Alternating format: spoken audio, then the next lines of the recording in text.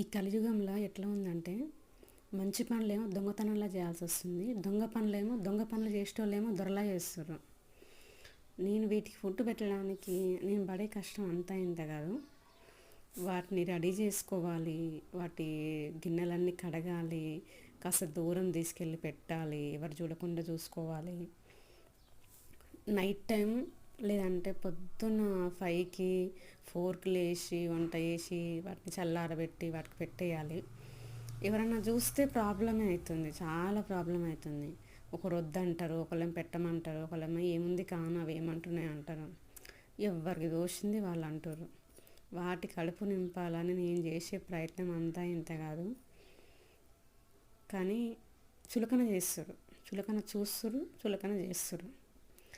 మనసుకు బాధ అనిపిస్తుంది, ఇబ్బంది అవుతుంది, అవసరమా నాకు ఇవన్నీ అనిపిస్తుంది.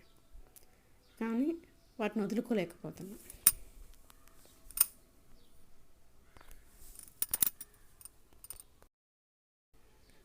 వాటిని వదులుకోలేక చాలా ఇబ్బంది పడుతున్నా, కానీ తప్పదు కదా. వాళ్ళు అట్లా ఆడుకుంటుంటే చూస్తుంటే హ్యాపీగా అనిపిస్తుంది. అదే వదిలేస్తే ఈ పాటికి చనిపోయి ఉండు. మా ఇంట్లో కూడా నన్ను తిట్టారు, నీకు అవసరమా ఇవన్నీ అని.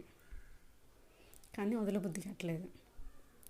చూడకుండా పొద్దున్నే లేచి ఎంత కష్టమైనా వాటికి ఫుడ్ రెడీ చేసి పెట్టొస్తున్నా, వాటి బాగోగులు చూసుకుంటున్నా. కానీ కాలేజీ నుంచి బయటికి వెళ్ళకుండా వాటిని పట్టుకోలేం కదా.